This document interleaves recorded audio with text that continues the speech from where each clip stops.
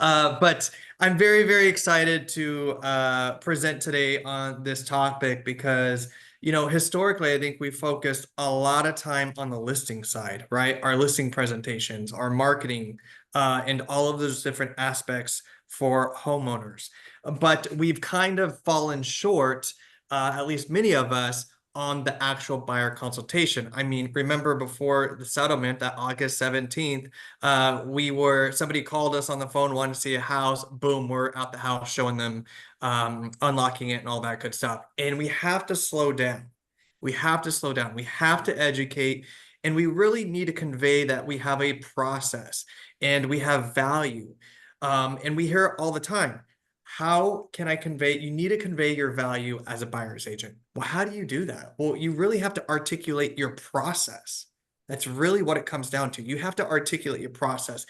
And the reason why I said I don't have a fancy deck today, because I do want to share this Word doc with you guys that you can go in, and this can kind of be the outline or the blueprint of what you are going to build your buyer consultation around. Now, each market is different, right? So, you're going to have to tweak some things, maybe some things, words are different in your market or whatever it may be, but you have to start very simple. We overcomplicate things. So I'm going to show you something real quick and hopefully this shows. You see this chicken scratch? Yes, that's first of all my handwriting, unfortunately. However, starting with something simple like this, just like the document that we're going to go through today, is the starting point. That's where you're going to go through and you're going to write down exactly what you want to include, exactly what you want to talk about, and what educational pieces that you want to present to your client or potential buyer so that they are compelled to work with you and ultimately sign that agreement, right? That's the value that we're building on. All these stepping stones of our value that we're presenting is essentially so that our client they have trust and they end up signing that agreement there. Before we dive in, I'm gonna check beautiful there. I am going to show you guys EOG University real quick. It is sharing the screen, right? Hopefully, cool. So you see eoguniversity.com here. You can always see our schedule by scrolling down, clicking training schedule. And then here today, of course, we're doing our buyer consultations. We're going to talk about the 9 key pillars of a compelling presentation. It's actually 8, but the 9th one is probably the most critical part of it.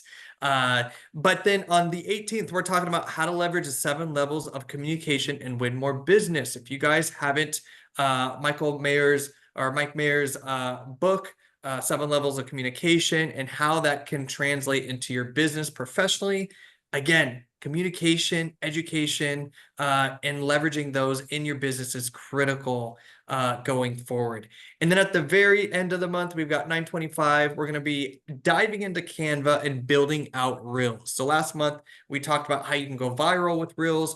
And this month, we're going to actually dive in and create some from scratch and show you guys some tricks in Canva to create those short form videos in there. So again, you can always go to eoguniversity.com, take a look at our schedule there. And then up here at the top, video library is going to take you to our YouTube channel, which, just like Michael was saying, has all of our recordings here for previous trainings. Make sure to subscribe so you don't miss one of those videos.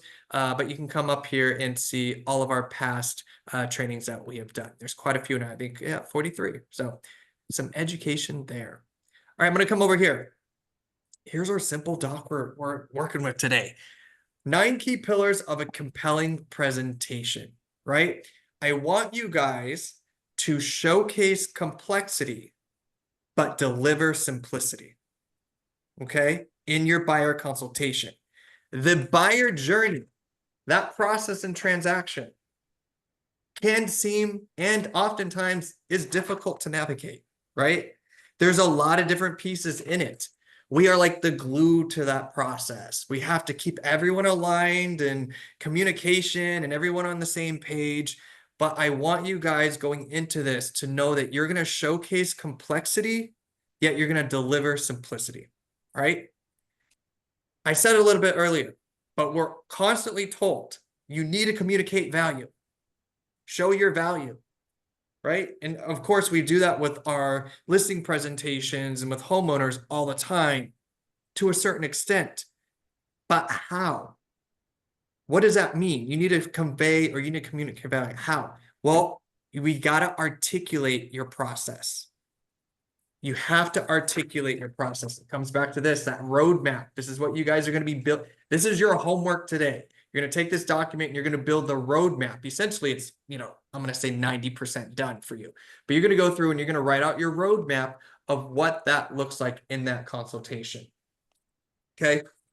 So you're going to articulate your process. That's how we convey our value. And here's the thing. You're either going to win through preparation or reputation. Hopefully it's both. Hopefully at some point you get to both. But you're going to win through preparation, right? Our homework, building this out, through practicing, right? Mike. Or reputation. Who's saying hi or I or something? How's it going? Guys, of course, as always, if you have questions as we go through this, Can you feel bring free me to a unmute banana yourself. and a napkin? Barter, there you are. You came up. Throw it in chat box. I'm happy to keep this collaborative. I want your guys' feedback. Again, this is not an ends all, right? You're gonna have your own opinions. You're gonna have your own pieces of value that you want to put in here. So you want to make sure that take notes as you go through this. So post NAR settlement. How do you communicate value in a way to get your buyer broker signed? Well, you got to show what your process is. Articulate what that process is. A lot of this, you might think, oh, pillar number 1, pre-approval. That seems simple. Historically, have we just told our clients, oh yeah, let's get you pre-approved. I have a great lender. They'll be able to help you, right? We got to go a little bit deeper than that. What goes into that pre-approval process? How am I going to get you the lowest rate possible? Right? Those different things. You may not be the lender, but you work with the lender or lenders. You have that partnership. You have knowledge of that process. Right? If they're choosing to finance, there's so many different things in there that we're going to talk about that buyers oftentimes don't know. Heck, a lot of agents might not even know. Right? So this is why building out this process is not only going to help you stand out, but it's going to help you be more confident going in and talking to a potential buyer, because you're going to have the knowledge and this process all set up. Home search, right? It's more than just a home search. Yep, they're going to go online, they're looking, all that good stuff. But what does that look like? What about the homes that aren't on the market?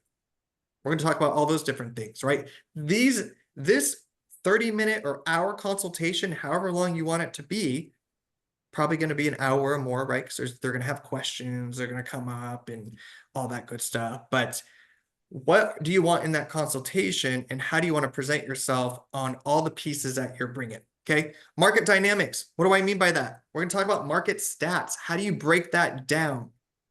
What are the stats that are going to be critical for when you get to the components of an offer, when you get to the offer stage, right? What are the different, everyone sees the news for the national data and all that good stuff, but what about the local market, and how is that different than what we hear nationally? Okay, we got to get specific. Offer research. I don't mean like, oh, I'm going to offer you research. No, you're researching for the offer. What does that look like, right? You have to go in and start to understand the market data for that particular house. What are the motives behind selling? All those different things. And then number 5, we're going to talk about components of an offer. Number 6, contract period. Number 7, settlement/closing. Different markets use different language, so I'm including both. Number 8, post-settlement and closing. What are you doing after it closes, right? Are you just transactional, or are you relationship-based? What are you offering your current clients or prospects that's going to make such an impact on their experience in the home buying journey that they're going to refer you business, that you had all your stuff together so well that they're going to you have to go work with Roberta, right? You got to present it in that way. And number 9, I have a question mark there because we're going to talk about it at the very end. And again, like I said, it's the most important part of all of what we're discussing today. All right, so let's talk about pillar number 1. Pre-approval. Are they going to choose to pay cash or finance? If they're going to pay cash, you're probably skipping this part, right? Cool. You're going to do cash. Is that liquid already? Is it, do you have to, is there something that you have to do in order to get that liquid? That might be one of the conversations. But if they're choosing to finance, what are your loan options? It's not just, oh, here, call Mary Smith. She's the best lender. I work with her. She'll help you out. No, you got to understand what are your loan options? What's the difference between banks, brokers, and credit unions? Right? What's the benefit of working with a bank versus a broker or one of those credit unions? Well, brokers might have a little bit more options in terms of programs available, might have better rates, or do banks have more programs? And right, it just depends on what's in your market. Credit union, what's better for them? Well, are you part of a credit union? If you are, you may get some special discounts. Let's unlock those. Grants, right? What's your occupation? Are you in healthcare? Are you a teacher? Are you government? What is your occupation and background? And there may be grants available that we can research or that I have access to that you can then apply for or further investigate, right? There's several options for those. How much down? This is a big one. There's so many agents that I've talked to that they get to the closing stage and their client's going to sign. And it was a big number. They're like, wow, this is what I have to bring to closing. Well, yeah. Did your agent not talk to you about how much down you may need? What's that percent look like? Is it 3%, 3.5%, 5%, 10%?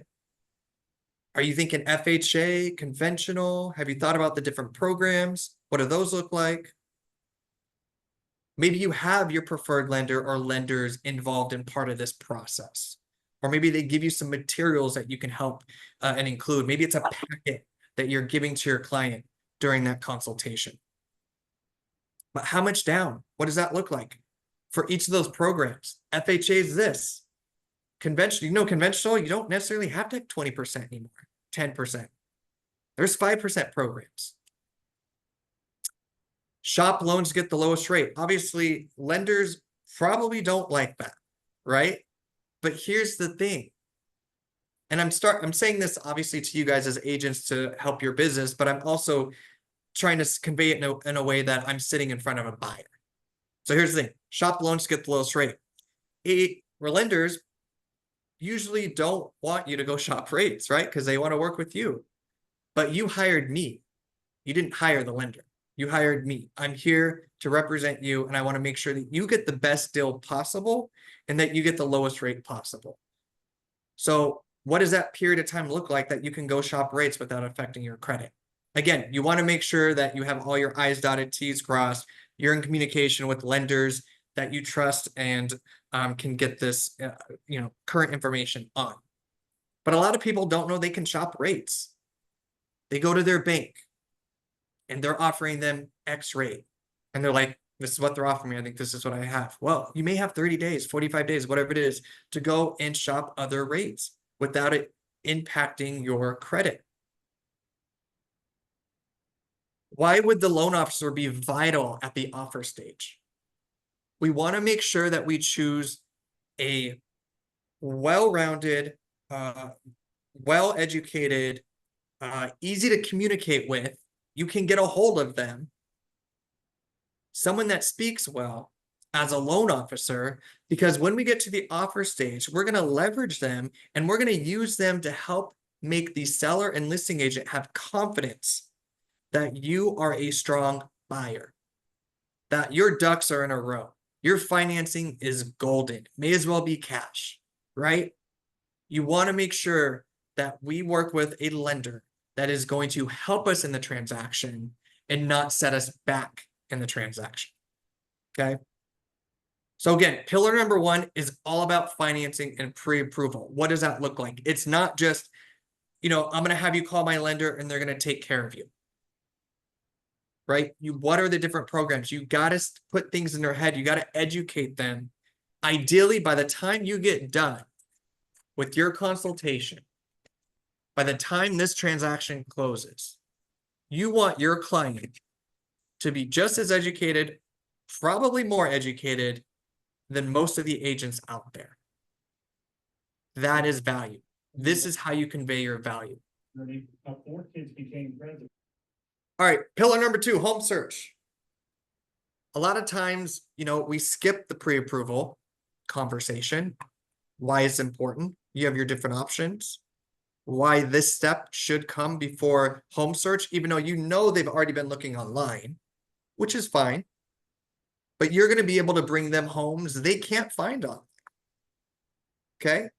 So when we get to this part of the consultation, we're talking home search. How have you been searching for homes? Of course, they're going to say Zillow, Realtor.com, Redfin, Homes.com, whatever it may be, right? Whatever IDX feed or website they are going on. But that's everything that everyone is doing. That's where the majority of buyers are going to look for homes online. But what about all the off-market inventory that they're missing? So when you work with me, I have a whole list of off-market inventory that I'm going to be able to share with you based on your criteria to see if there's anything that's not currently on the market that we can present. Of course, most MLSs now have coming soon. A lot of those aren't syndicated. Pocket listings, new home builds. Maybe a builder shows one style online, but they have 30 different models. And a good question that you could ask your client during the conversation is, did you know? Did you know that I have access to a whole list of homes who wanted to sell, but didn't? Those are expireds and canceled. That's what we call them in the industry. Expired listings, canceled listings. For whatever reason, it did not sell. Maybe it was pricing, maybe it was condition, maybe it was personal reasons, maybe they just didn't like their agent and they're deciding maybe they do want to go back on the market.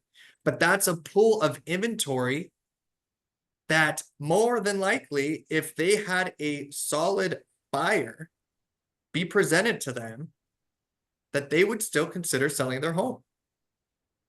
Right? And of course, you're going to be able to provide them access and arrange showings at their convenience. Guys, I want to make sure as we go through this, because I always try to think in the agent's perspective. And there's some agents that may say, this is home search basic, right? It might be basic, but are you breaking that down in a way, in a process, and communicating that to your client during a consultation that shows your value and how you're going above and beyond than any other agent that they'd work with? If you start using or outlining a true buyer consultation, your clients are going to be blown away, completely blown away.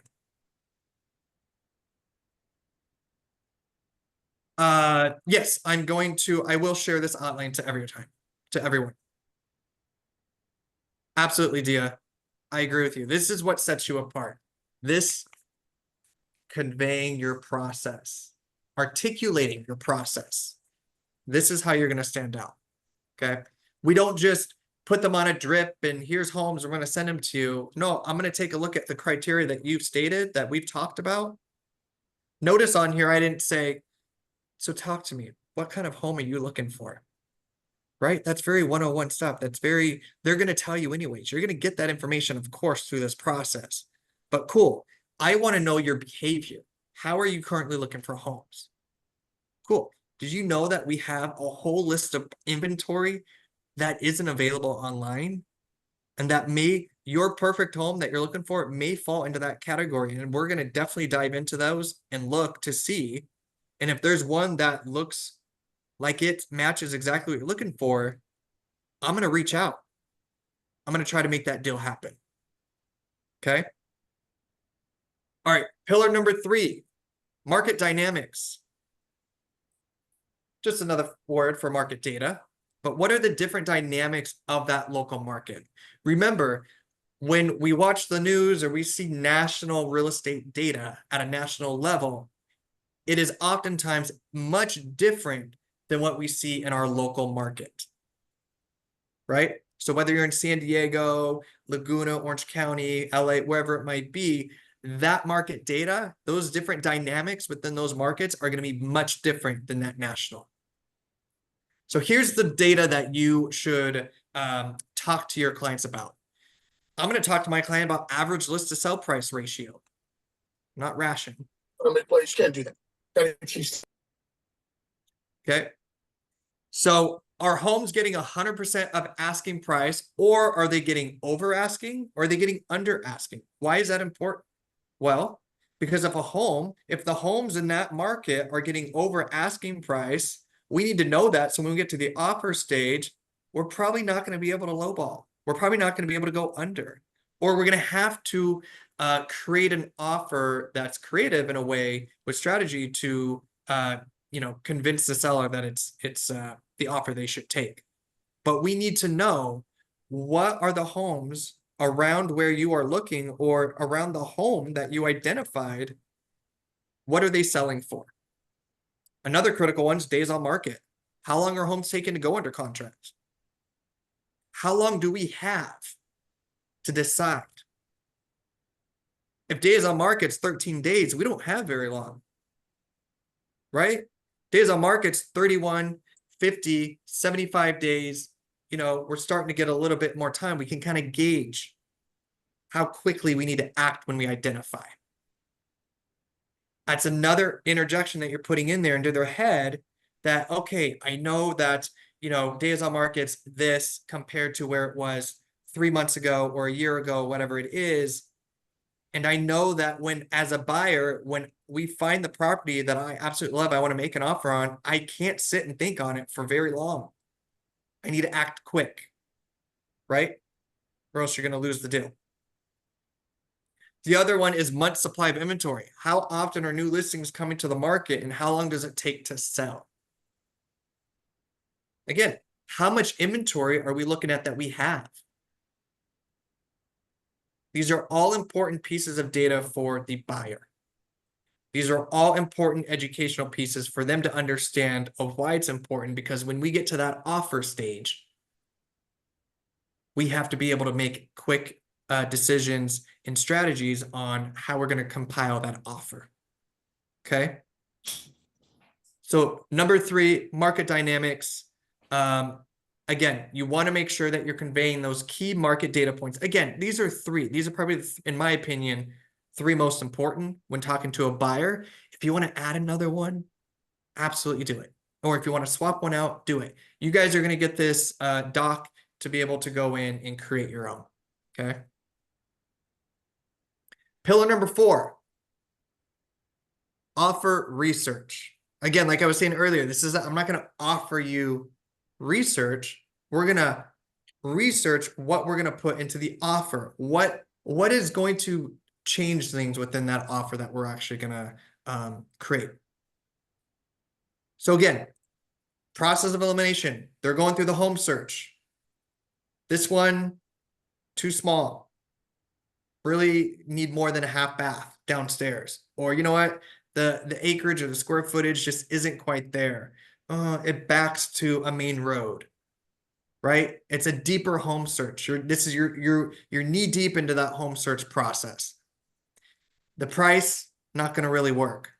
It's not close to the schools. There's property characteristics that maybe just, they're not in love with.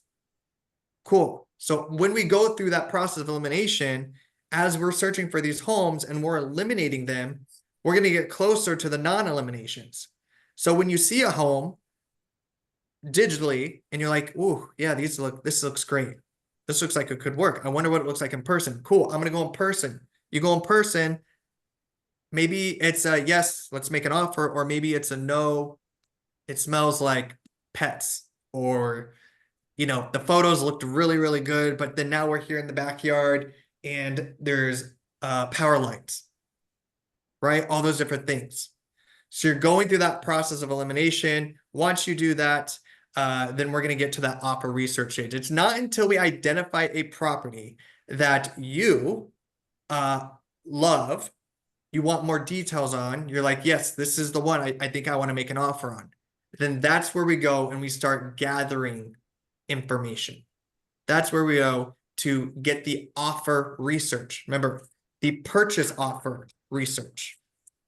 We get paid in direct proportion of the information we gather, not the information we necessarily give. We have to go out there and get some information so we can make a compelling offer for our client. Our job is to gather the intel once you, as the buyer, is interested in a property. What does that intel look like? What is the information that I need to research and gather so that we can make a compelling offer for you, a strong offer? Everyone wants a deal. Everyone wants a deal. So we got to get information so that we can get our clients a great deal. So things that you want to gather, some intel. Maybe how long has the home been on the market? If it's 7 days on the market and your client's like, yeah, I think I want to go 20,000 under. I don't know. Might not be a great strategy, right? Okay, the home's been on the market for 100 days. We might have some leverage. Explain those different aspects. This is what I love about the buyer consultation and just any consultation in general and the NAR settlement, right? I always try to think the positive out of it. Obviously, I have a passion for education and training, and this Simply Buyer Consultation is just that. You're educating the client, the buyer, on why these key pieces are important. And if you have a solid buyer consultation and presentation, and you have given your client great data and information and knowledge of how the process works, they're going to be more, or they're going to be easier to work with than someone that maybe doesn't. Because they're going to be like, oh, I didn't know that. Or why is this happening? And then you have to go back and educate them, right? You're getting everything out there in the beginning. So how long is the market? How long is the home been on the market? How many showings are they getting? Right? You're going to call, hey, how's your showings going? How many showings have you guys gotten in the last 7 days? 2, 3. Oh man, we've had 30. Okay. Right? How many offers have you gotten? Have you gotten any offers? No. I've had 30 showings, no offers. Okay. Right? Why is that important information? Well, of course, because when we get to pillar number 5, it's important for when we write that offer. We have leverage. Why is the seller selling? Okay. Are there any critical dependencies for the seller on what they are looking for in terms of time frame or pricing? Hey, when we get to this stage and I'm gathering intel, I'm calling that listing agent and I'm going to see if there's anything specific that the seller's looking for in terms of time frame. Yeah, they want to close, they want to be done with this within 60 days. They want to be out 30 days. Sooner the better. Or you know what? They really need to, they're thinking they might need to stay in the home for another month, right? Those are all important pieces of information that you need. Pricing, again, the listing agent's not necessarily going to tell you exactly what they're going to take but it's worth asking this question because they may and oftentimes do give you a little bit more information, right? What did they buy the home for? How much did they pay for the home? You're going to see that in tax records. What type of financing did they have? Are there any obligations that they have to, fulfill before they can sell? When they bought, did they get any concessions? I love this question because if they did get concessions, it makes the offer, if you're going to ask for concessions yourself, a little bit easier because they've experienced that, right? Oh, they got seller concessions prior when they bought the home. Okay, so they have experience and knowledge of what concessions are and why they are helpful for buyers, right? Again, you want to gather intel that then you can share with your client so that you guys can collectively write a compelling offer that will get accepted, but also will get your buyer a great deal.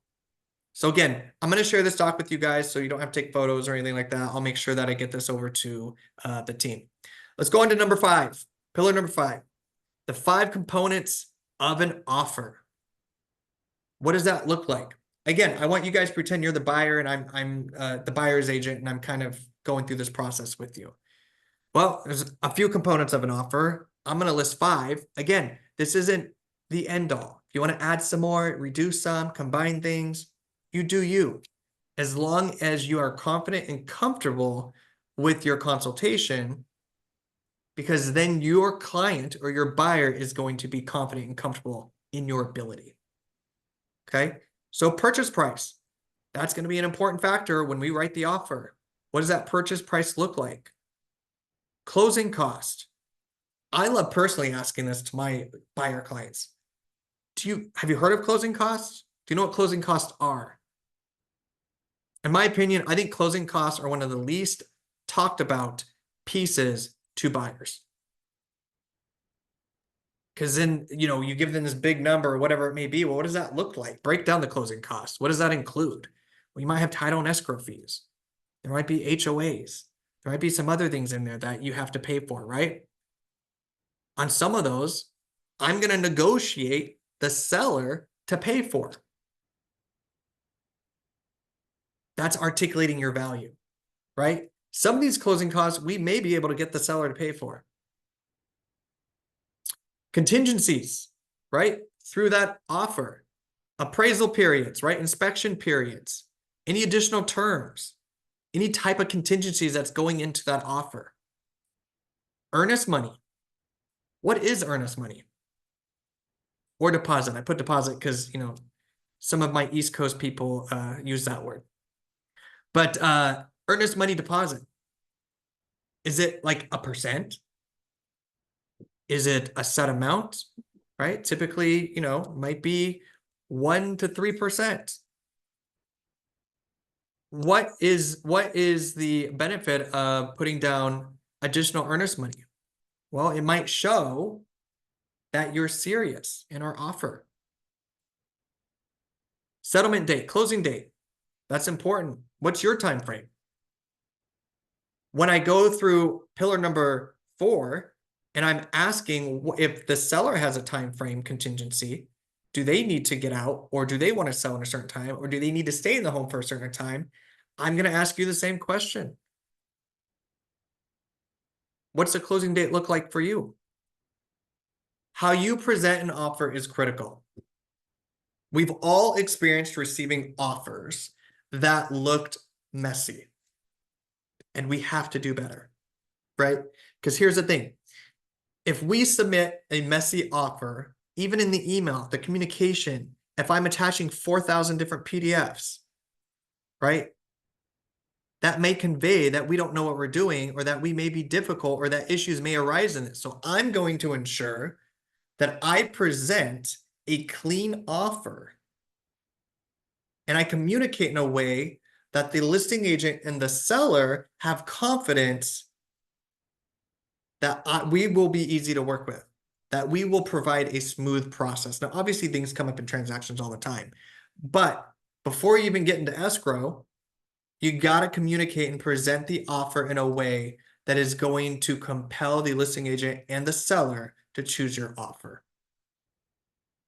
Every listing or seller has different wants. That's why this is critical. You're gathering intel. You're calling that listing agent, getting intel, so that when you write that offer, or that when you start assembling that offer, you have the information you need to be able to get it accepted. In communication, guys, we gotta be more kind. Most of us are. But just know how you communicate via email, sometimes tone, goes a long way. Maybe it's a smiley face. Honestly, little things like that go a long way. Those little details. Communication absolutely matters. All right, pillar number 6, contract period, right? We've got our offer accepted.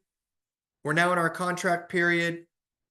What happens during that process? Well, your financing goes underway, right? You're officially applying for the loan, picking that rate, picking that program, all that kind of stuff, right? Inspection period. just so you know, and I'm using this I'm in Arizona, so I'm just going to use we have a standard 10-day. I don't know what it is over in Southern California, but we typically have a standard 7-day inspection period. We can always ask for more time. Maybe we have holidays coming up. Maybe it's difficult to get an inspector in there. Maybe there's certain aspects of the home that you're going to need more than one inspection. Maybe there's a well. Maybe there's solar. Maybe whatever it may be, right? You may need more than one inspection. There's a pool. I would encourage you to do a pool inspection, right? All those different pieces may need us or require us to have a longer inspection period, or maybe a shorter one. Just depends, right? But that's part of the contract period. The appraisal process. All right, now we're in contract. At some point during this, when we're in escrow, your lender is going to have an appraisal done. What does that mean? Well, we're going to see if what it's listed at, the home's actually worth that. The bank is not going to lend you more money than what a home is worth, and vice versa.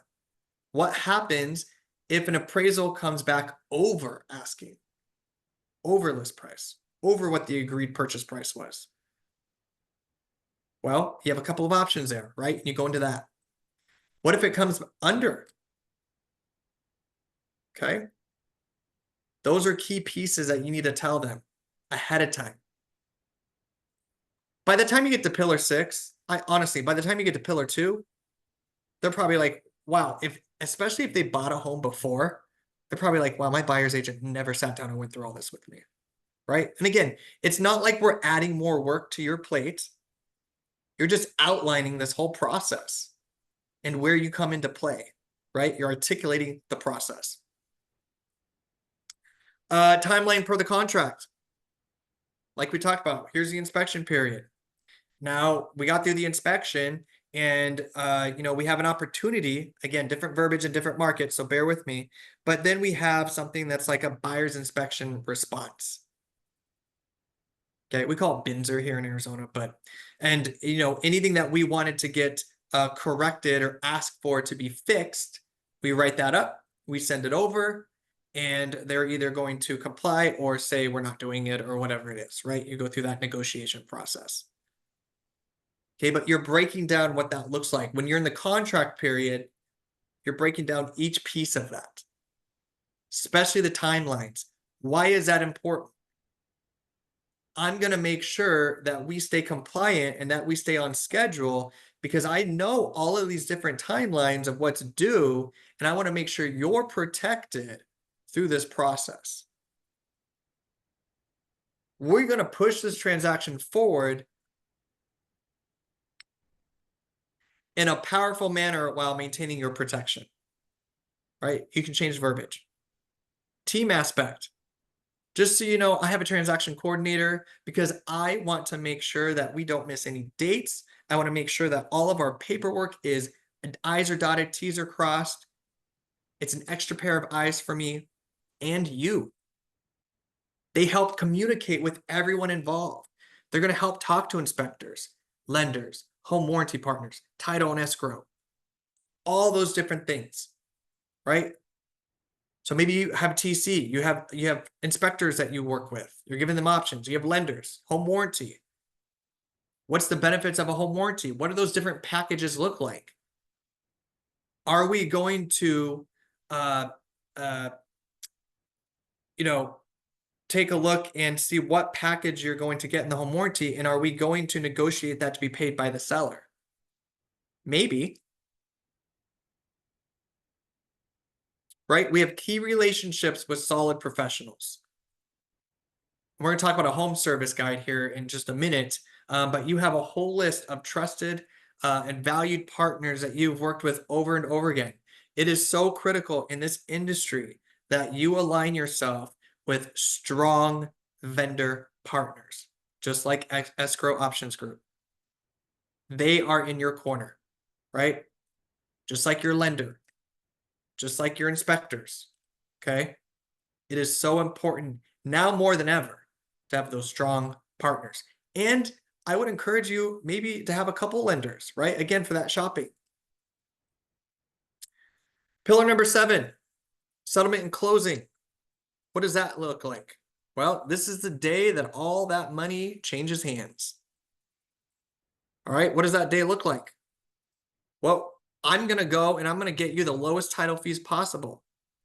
Does your current title or escrow company match fees, relationships, discounts? Oh, you're a teacher? Let me double check. I think we have a teacher discount. Your healthcare, your frontline firefighters or police, whatever it may be. First-time home buyer, right? I'm going to make it a priority to try to get you to drive down. We see it on this line here. Our negotiation relationships help drive down your closing costs. That is my goal. And through my partnerships and through pillar number 7 of settlement and closing, I'm going to go through and make sure that we are turning over every stone, and that if there's any discounts available, I'm going to get them for you. Where you want to sign, just know that when closing day comes, you're going to have to sign docs. Okay. The office is located at XYZ. Or, maybe there's a mobile notary option. Again, I don't know what your partners look like and all that stuff. If me as an agent, I'm paying the $80 or $150 probably for that mobile notary if they choose to go that route. Just depends. Right? So when you work with me, you could sign anywhere, virtually anytime, right? Your home service providers. So when we go through that inspection period, I have a list of inspectors, pool professionals, HVAC, electrical, plumbing. I will help you find those. Sure, maybe your family, you have a plumber, are they certified? Electrician. Absolutely. If you have somebody that you trust and love, use them. But I do encourage you to make sure that they are good. It is important. When you go through that inspection period, understand that we are going to get an inspection report. When we get that inspection report, it's probably going to be large. I don't want you to be afraid of that. We are obviously going to identify anything critical in there, and they're going to break it down in buckets. But most times, inspections or inspectors are going to notate everything they can visibly see. I've had instances where a outlet cover was cracked and that was noted. That doesn't mean, that we're going to go in and ask for the outlet cover to be fixed, right? There may be other things, other critical things that we need to look at. Maybe there's something going on with the electrical or plumbing. I just want you to be aware that when you get the inspection report, it's going to be probably large. But that's because they are doing a comb through everything they can visibly see. And then it's up to us to sit down and see what's important and what's not. Right? Our job through the settlement and closing process is to ensure everyone involved stays aligned for your home buying journey.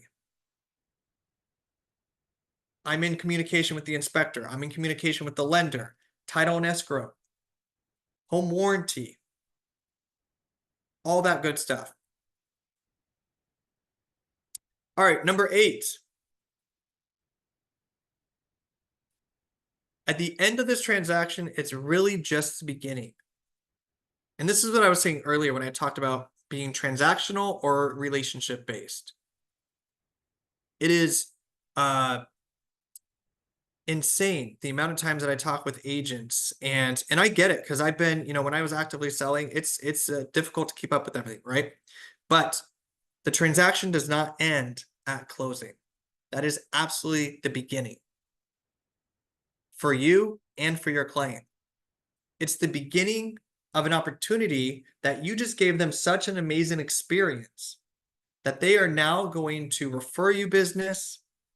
They're your little marketing people now, right? They're out there talking about you. They have a friend that's looking to buy or something. Oh my gosh, you gotta call David.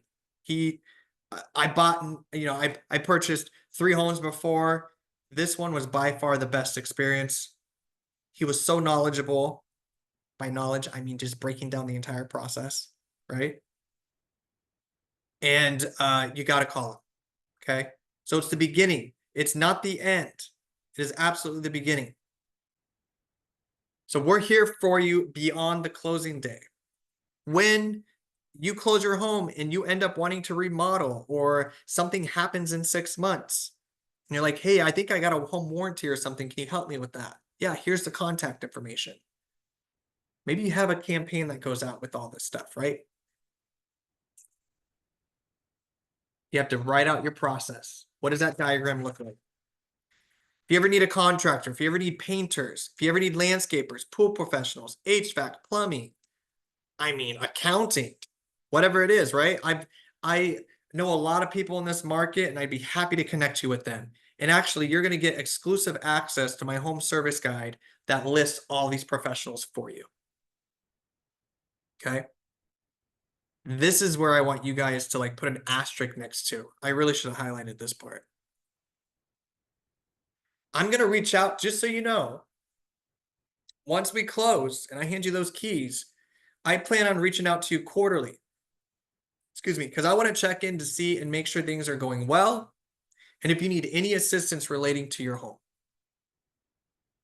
Maybe 4 months goes by, or let's say, the first quarter, and last month something happened in the pool or something, and or whatever it is, like, yeah, we've just been trying to find like a good, pool person or whatever it is. I've got somebody for you, right?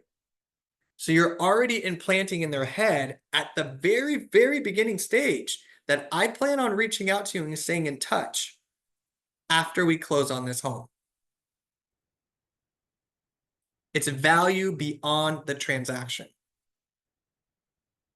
We lack heavily in staying in contact with our clients. If you want to get off the hamster wheel of chasing leads all the time, make the effort. I put quarterly. I was going to do monthly. I'm not going to be that aggressive. I'm going to do quarterly, right? But it's up to you. Could be monthly. I sent something to my clients every single month. But I actually picked up the phone and called once a quarter because I think it's important to stay in touch, continue that communication and relationship, because things will start coming up. Hey, I know we closed 3 months ago. I told you I was going to reach out quarterly. I just wanted to touch base, see how things are going. If you need anything from me, I'm here from you. Oh my gosh, yeah, maybe they just bought near a school for their kid. Jojo just started 6th grade or 7th grade, and we're looking at getting a pool put in the backyard or something, or whatever it is, right? You just get a little bit more details and information on that. But you got to make sure that you reach out to your client. Put it on your calendar, right? This is why database and CRMs are so important. We got to remember to keep in touch with our client. And again, you're implanting it in their head that you are going to stay in contact with them beyond the transaction. And if they bought before and they're buying from you and they didn't buy from you before, what does that tell you? They didn't go with their previous agent. This happens all the time. Okay. So I can't stress that enough, you guys. I want you to set something up that's easy, that's manageable for you. There's no secret button. There's lots of different processes at work, lots of different systems, but if it's not one that you like or is easy for you, you're not going to use it. That's why I ultimately stopped referring certain platforms and things, because what works for me may not work for you. What I think is clean and simple may be clunky for you. All right, number 9. Does anybody want to guess? I know I scrolled a little bit. Did anybody see it? Did anybody see what number 9 is? Or do you want to guess what? Questions. Yes. Question mark. Uh-oh. What's the question mark? Did I put a question mark? Oh, no, I did. You did. Execution. You put a question mark. Yeah. Execution. All right. Sounds crazy. But are you going to leave today's session and actually do this? Are you going to leave today's session and actually implement this into your business and set up a strong buyer consultation? This is your commitment as a buyer's agent to create, implement, and execute a solid buyer consultation. I get it, guys. There's a lot in this industry. There's some days, we've all been there, that we think, wow, why did I choose real estate? Right? but we love it. The process is fun. We're people that want to help others. We want to see others reach their goals. It's such a rewarding process. So if you want to be in this industry long term, please take the time to schedule it on your calendar and add this. Go down. Look, I start with just a blank piece of paper. And I just start, okay, pillar 1, this is how my conversation is gonna go. And I start breaking that down. Start writing it. And then get fancy with putting it in a pretty format, or sending it to Fiverr to be designed, or I might just have one available and send the Canva template link over to you guys, right? Something like that. But you have to execute it. You have to put it into action. We attend trainings and sessions all the time, but knowledge is no good if we don't act on it. Knowledge is useless if we don't act on it. And the other piece of pillar 9 is practice, practice, practice. Again, once you have something on paper, something tangible that you put together, you're going to run through it. You're gonna just talk to yourself, right? You're gonna act like you're going through it. You're gonna start having buyer consultations and go through the process. Ask your colleagues, ask family, ask friends, hey, do you mind if I come over and spend 30 minutes and just run through this process real quick from you? I just want to know if there's any questions that come up that I want to notate and just be sure of. After doing a few of these, it's in your head, you're gonna be able to just do it naturally. Now you met somebody at an open house. You can do it on the fly. You met somebody at a coffee shop or whatever it is. You're at a networking event. You can do it on the fly. But it's not until you have something in reality that you're going to be able to actually start to comprehend it yourself. And when you start practicing it and you have something solid, your confidence increases. You become more comfortable. And guess what? That conveys to your client or buyer prospect. They become confident in you and they become more comfortable with you as well. After through this, I know I skipped through this little portion here, but once you get through your buyer consultation, a simple ask, hey, you may have some questions, any additional questions, but I have a couple for you. Do you think we can provide some value and help you accomplish your goals through this process, through everything we just talked about? Yes. Okay. When would you like to get started? I'm ready to go now. Cool. Here's that buyer's agreement, right? And then you can talk about the conversation of the whole NAR settlement, right? So, previously, a lot of times, most of the time, but a lot of times, sellers through a listing agreement offered compensation. And in that, the listing agent shared part of that compensation with the buyer's agent. And let's say 96% of that is still happening. We're still seeing that. However, there may be a small percent where they don't. And this is what that looks like. So either I'm getting paid, we can negotiate and I can get compensated by the listing or the seller, or I'll get compensated by you, the buyer. And here's what that looks like, right? But don't be afraid to ask. Cool. So if you have any questions, I just want to, see do you think that we can provide, or do you think I can provide value to you during your buying process journey? And if so, when do you want to get started? And then down here, there's another piece, the 3 agreements that govern a transaction. These 3 agreements govern a transaction. You have a listing agreement, and this is just additional education maybe for your client. A listing agreement that's between the seller and listing agent. And then we have a buyer agreement that's between me and you. And then we have a purchase contract that's going to be between you and the seller, right? It just kind of helps. And even if I was going to draw a diagram, I just didn't, but when I send this out, maybe I'll do that, but then kind of how the compensation works, how it worked previously, how it may work now, and you can kind of give them a little bit more visual on what that looks like. And here's the thing, guys, this is one of my by far favorite quotes from Darwin. It's not the strongest of the species that survives, but the one most adaptable to change. And if there's one thing that we have to be in this industry, is adaptable. Because do we not deal with industry changes all the time? And guess what? We're still going. It's business as usual. We're just presenting things differently. We're educating more transparency. And you know what? At the end of the day, we just have to be better agents in how we convey our message to our clients. All right, guys, that's all I got today. Any questions for you guys?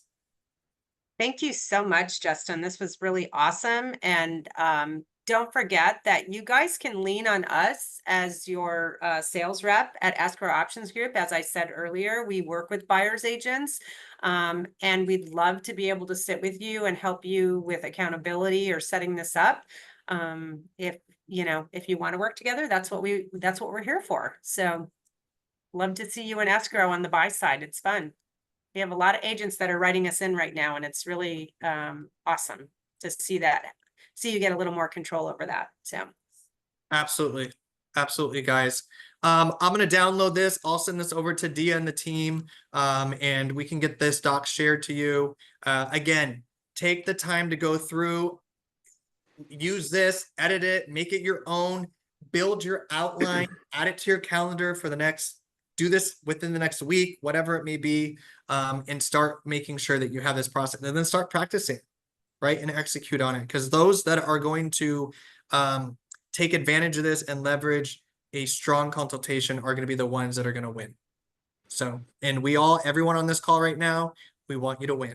We absolutely want to win. So again, Escrow Options Group is your partner. So if you need anything, reach out to them. I'll get this document over to them, and we will see you guys in the next training. thank Next you. week. It's next Wednesday, same time, correct? Yep. Yes, next how to Wednesday. leverage the 7 levels of communication and win more business. Let's go. Goes hand in hand with the consultation, right? Yeah. Communication is key. And Justin, are you doing this one, or are you bringing someone in on that? I'm not clear. I'm doing all 3 this month. Okay, I'll perfect. probably be doing Love them it. going forward. Because you are awesome. So thank you so much. So Of course, thank you guys. again, if you didn't hear Michael, because I think it was a little soft, it's how to leverage the 7 levels of communication and win more business. And this is based off of Michael Mayer's book. So thank you. We're looking forward to that. Absolutely. My pleasure, guys. I hope you have a fantastic week, and we'll see you next week. All right. Thank you, everybody. Thanks. Bye, Thank you. everyone. Bye.